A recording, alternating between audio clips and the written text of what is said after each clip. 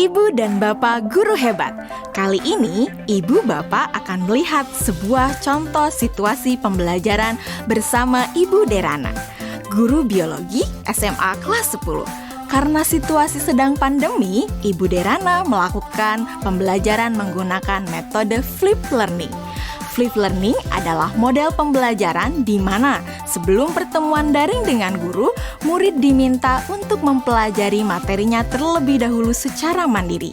Mari kita lihat bagaimana Ibu Derana mengelola pembelajarannya.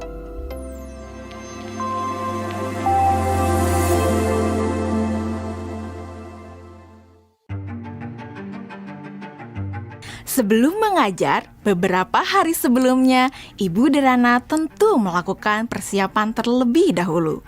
Dalam tahap ini, Ibu Derana benar-benar memastikan bahwa ia memahami tujuan pembelajaran yang ia ingin murid-muridnya capai.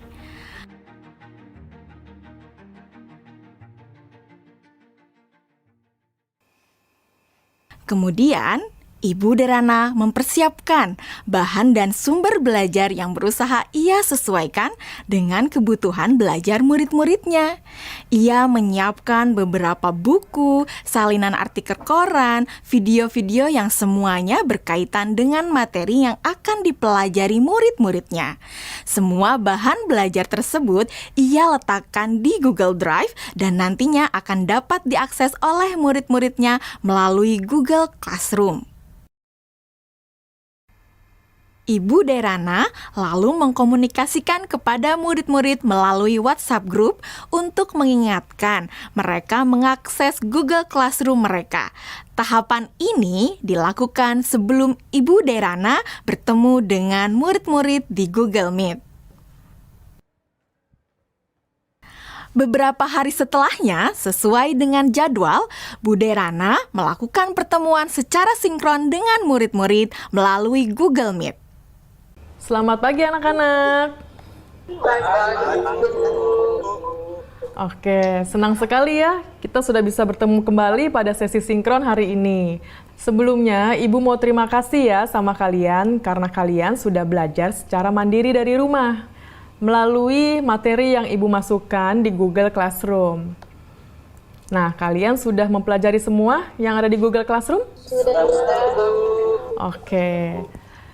Jadi anak-anak, pada pertemuan sinkron hari ini, kita akan mempelajari lebih dalam lagi mengenai keanekaragaman hayati.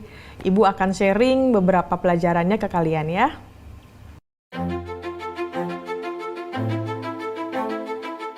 Nah, anak-anak, sekarang Ibu ada pertanyaan. Jawab pertanyaan dari Ibu ini ya. Tingkat keanekaragaman hayati mana yang paling penting dilindungi terlebih dahulu? Mengapa demikian? Keanekaragaman hayati karena ada sumber daya alam tersebut sudah dipastikan lebih terjamin, Bu. Kesehatannya juga fungsinya juga sumber daya alam hayati ini juga lebih sering digunakan dibandingkan dengan sumber daya alam non hayati karena lebih terjamin. Seperti itu, Bu, jawaban dari saya.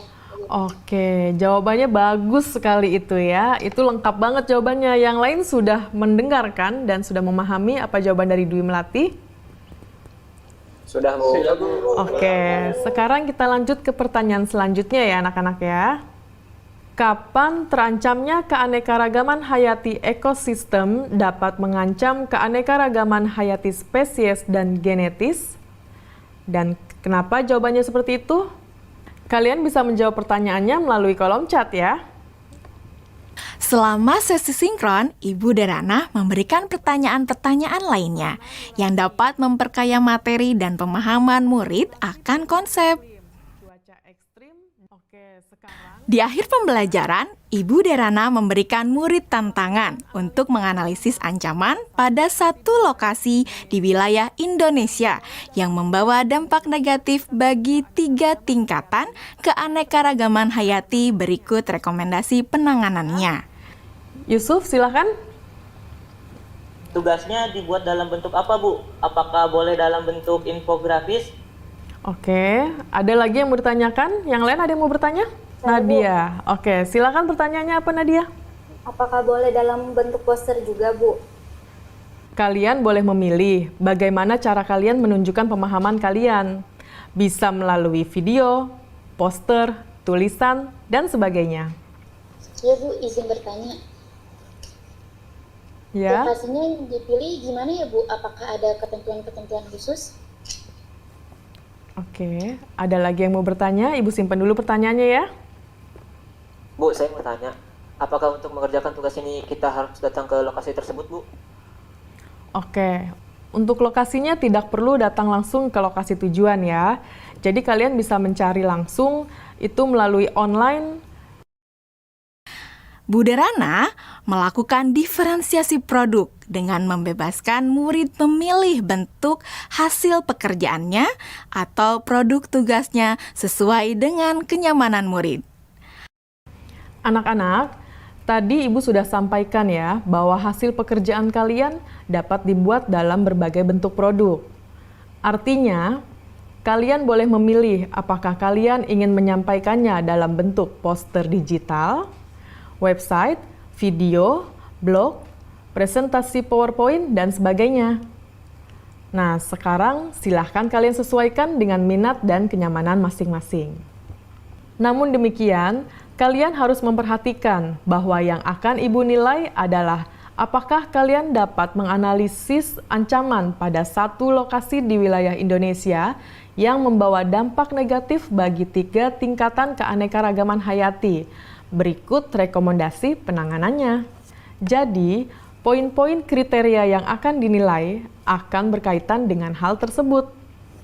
Nah, agar kalian bisa memahami dengan jelas tentang kriteria penilaiannya, mari kita diskusikan kriteria penilaian tersebut bersama-sama ya. Bagaimana? Setelah anak-anak jelas dengan kriteria penilaiannya, maka kemudian Ibu Derana meminta anak-anak untuk bekerja secara asinkron. Selamat tenggat waktu pengerjaan tugas untuk membantu murid-murid yang masih mengalami kesulitan. Ibu Derana menyediakan slot-slot waktu tertentu untuk berdiskusi secara individual maupun secara kelompok kecil. Saya ingin konsultasi, Bu. Iya, boleh. Bu Derana memberikan waktu kepada murid-murid lainnya untuk dapat mengkonsultasikan draft yang mereka buat.